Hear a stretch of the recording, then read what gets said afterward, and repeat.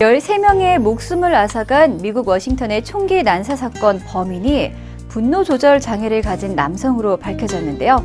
국내에서도 부부싸움이나 재산 문제로 다투다 홧김에 아내를 살해하고 집에 불을 지르는 등 분노로 인한 강력범죄가 크게 늘고 있습니다.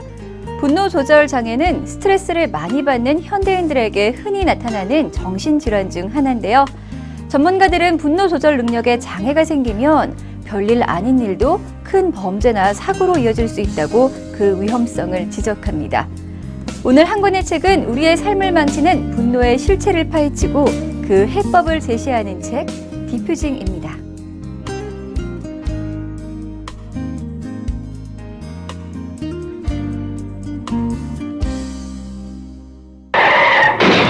야, 이 먼 크로이펠치 악화병으로 서거할 종자가 주요 간선도로에서 카메카지 쇼를 벌이고 대라리야.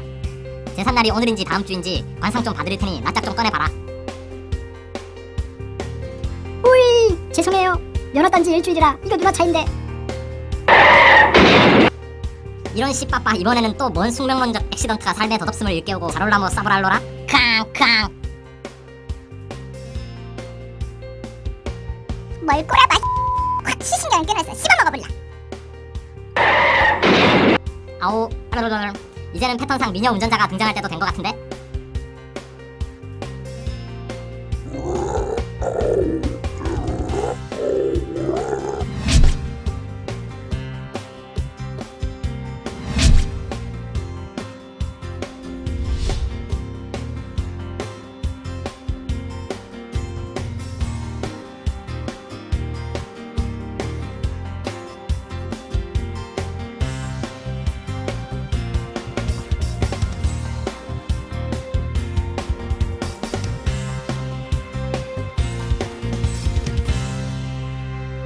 뉴스에서 잇따라 보도되는 고속도로 끼어들기 보복 정차나 아파트 층간소음 살인 사건은 모두 한순간에 화를 참지 못해서 일어난 대형 참사입니다.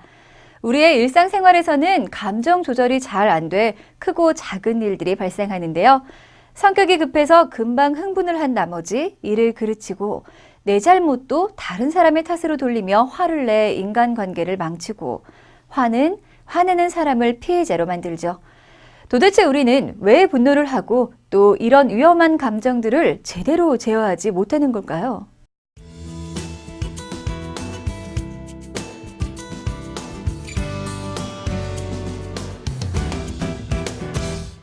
원시의 인간에게 분노는 생존과 자기 보호에 없어서는 안 될 핵심적인 감정이었습니다. 분노의 표정에서 느껴지는 위협감이 경쟁자들과 다른 포식자들의 접근을 막았던 것이죠. 그러나 이런 원시적 충동이 오늘을 사는 우리에게 도움이 되기는커녕 오히려 역효과를 낳고 있는데요. 자동차를 운전하면서 짜증을 부려봐야 생존에 도움이 되질 않죠. 또 상사에게 대들다가 분을 못 이겨 컴퓨터 자판을 내리친다고 해서 힘이 세다는 증거도 되지 않습니다. 그런데 왜 아직도 우리는 화를 내는 걸까요? 이 책은 우리를 화나게 만드는 것이 자산, 영역, 관계, 이 세 가지 범주에서 장애물을 만나거나 위협을 느낄 때라고 진단합니다. 음식이나 돈과 같이 내 것, 즉 내 자산을 빼앗길 때 우리는 분노 반응을 보이죠. 식당에서 종업원이 여러분을 무시한 채 다른 테이블 손님의 주문을 먼저 받고 음식을 갖다 준다면 화가 날 겁니다. 인간은 자신의 집이나 가족, 안전과 같이 사적 공간의 영역을 침해당할 때도 분노 반응이 나타납니다. 또 사람과의 관계에서도 분노가 폭발할 수 있는데요. 친구는 애인이 있지만 자신은 애인이 없어 질투를 느끼거나 직장 상사가 자신보다 동료를 더 좋아한다는 생각이 든다면 우리는 화를 내게 됩니다. 그렇다면 우리는 어떻게 분노를 조절하고 제어할 수 있는 걸까요?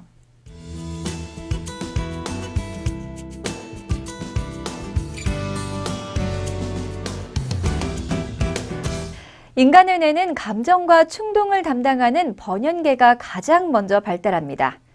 번연계는 원시적 뇌라고도 불리는데요.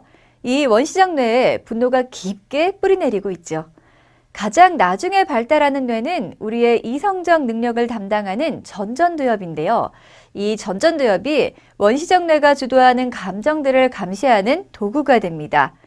우리는 전전두엽을 경찰관처럼 이용해 우리를 화나게 하는 것이 무엇인지 알아내고 감정을 통제할 수 있는데요.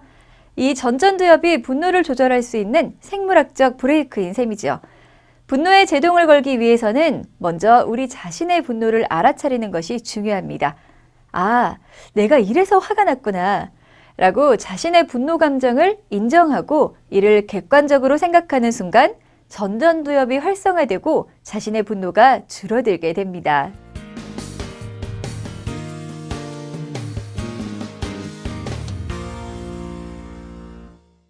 이 책은 하버드대학교 의과대학의 정신과 전임 강사인 조셉 슈랜드 박사와 의학 전문 저널리스트 리디 바인이 함께 집필했습니다. 조셉 슈랜드 박사는 분노의 밑바닥에는 해결되지 않은 질투와 의심의 감정이 자리 잡고 있다고 지적하는데요. 질투나 의심의 감정이 곧 자신이 보잘것없는 존재로 무시당했다는 기분이 들게 해 분노를 유발하는 것이죠. 저자들은 분노를 현명하게 해체하는 방법으로 상대방에게 공감하기, 분노를 언어화하여 제대로 말하기, 감사 표현하기 등 7가지의 디퓨징 기법을 제시하고 있는데요. 이 7가지 디퓨징 기법이 궁극적으로 추구하는 것이 바로 존중입니다. 우리는 자신을 존중해주는 사람에게 과연 화를 낼 수 있을까요? 디퓨징. 이 책은 분노 중독에 빠진 우리 사회가 분노 폭발에서 벗어날 수 있는 유용한 해법들을 제시해주고 있는데요.